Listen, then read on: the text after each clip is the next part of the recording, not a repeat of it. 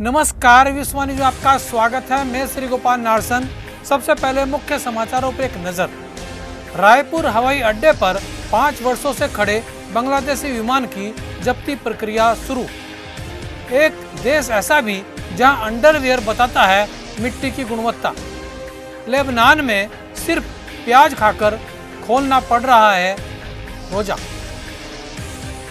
27 अप्रैल के शाही स्नान में तीनों वैष्णव अखाड़ों के साथ ही अन्य कई अखाड़े भी करेंगे स्नान। 16 सेवानिवृत्त प्रधानाचार्यों का विदाई समारोह एक साथ आयोजित। अब खबर विस्तार से।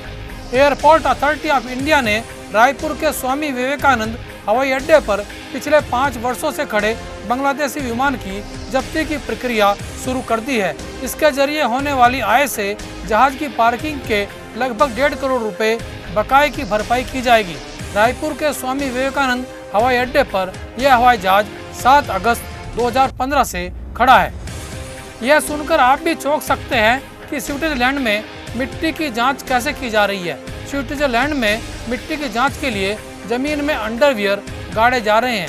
स्विट्जरलैंड की सरकार वहां के घरों में 2 सफेद अंडरवियर भेज रही है, जिससे लोग जमीन में दफना रहे हैं। यह मिट्टी की गुणवत्ता जांच करने की प्रक्रिया का एक हिस्सा बताया जा रहा है। इसमें यह भी पता लगाया जाता है कि मिट्टी में मौजूद सूक्ष्म जीवों ने दबाया गया अंडरवियर कितना नष्ट किया है। लेबनान में आर्थिक बदहाली के बीच हालात इतने बदतर हैं कि लोगों को रोजा इफ्तार के लिए भोजन तक नहीं मिल पा रहा है। सीरिया के शरणार्थी विस्थापित के रूप में लेबनान के आर्थिक संकट के बीच फंसे हुए हैं। रोजा रखने के लिए जहां शाम को उत्सव के तौर पर इफ्तार की जाती है और रोजा खोला जाता है, वहां इसके लिए भी लेबनान में ऐसे लोगों को सिर्फ प्याज खाकर रोजा खोलना पड़ रहा है। मास्क पहनने के लिए कहना एक महिला को इतना नागवार गुजरा कि उसने सड़क पर ही हंगामा कर दिया। मामला दिल्ली का है, जहां गाड़ी में बैठे एक दंपत्ति को जब मास्क पहना न देखकर पुलिस ने रोका तो पत्नी ने सड़क पर ही हंगामा खड़ा कर दिया। महिला अपने पति के साथ बिना मास्क और कर्फ्यू के पास के दरियागंज इलाके में घूम रही थी। प्रधानमंत्री की कुंभ को प्रतीकात्मक करने की अपील के बावजूद अखिल भारतीय श्री पंच निर्मोही अणी अखाड़े के अध्यक्ष महंत राजेंद्र दास ने कहा कि 27 अप्रैल के शाही स्नान में तीनों वैष्णव अखाड़ों के साथ ही श्री पंचायती अखाड़ा बड़ा उदासीन, श्री पंचायती अखाड़ा नया उदासीन के साथ ही श्री पंचायती अखाड़ा निर्मल के संत भी शामिल होंगे। केंद्रीय गृह मंत्री अमित शाह ने कहा है कि कुंभ मेला हो या फिर रमजान, इनमें कोरोना के लिहाज से अमल में लाए जाने वाले नियम और बर्ताव का पालन नहीं हुआ है। यह हो भी नहीं सकता। यही वजह है कि उन लोगों को अपील करनी पड़ी और कुंभ अब सांकेतिक मेला में तब्दील हो चुका है।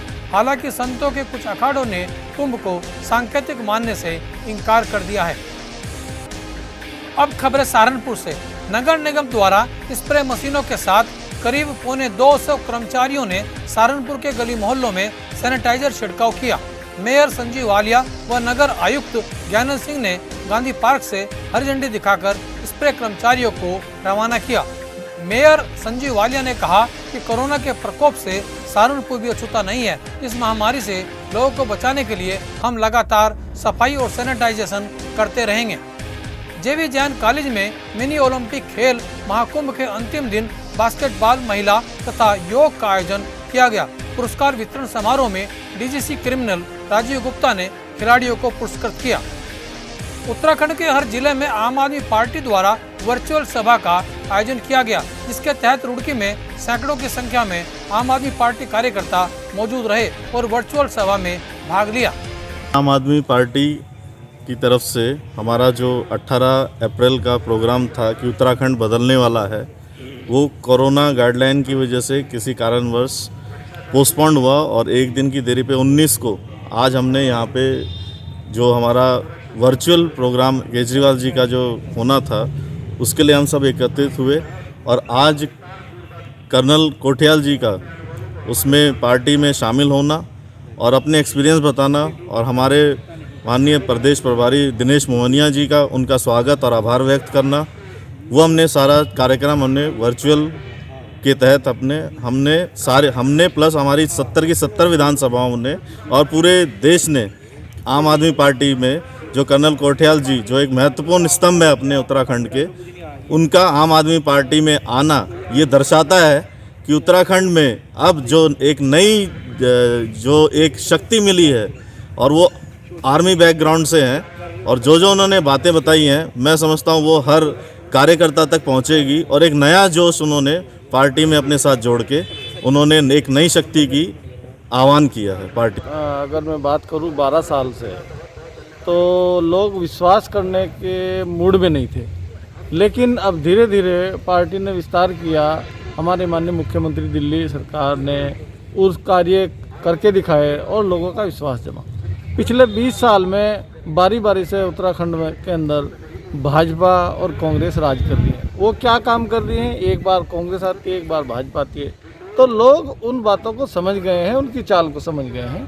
और एक विकल्प क्योंकि उनके पास नहीं था, आम आदमी पार्टी ने ये साबित कर दिया कि हमने पिछले 2 बार के टर्म में मुख्यमंत्री हमारे दिल्ली के केजरीवाल जी ने वहाँ काम करके दिखा, और उसी मॉडल को जो है रेप्लिकेट करने के लिए उन्होंने उत्तराखंड में भी अपना कदम बढ़ाया लोगों के। देखिए, हिंदुस्तान में एक सैनिक हमेशा एक हौसला बढ़ाता है, और एक ऐसा सैनिक जो कीर्ति चक्र और शौर्य चक्र से सम्मानित सरकार के द्वारा, और केदारनाथ आपदा में उस त्रासदी के समय में एक ऐसा कार्य उन्होंने किया, और जो केदारनाथ को दोबारा से उस स्थान को जो है बहुत सुंदर बनाने का उन्होंने जो प्रयास किया।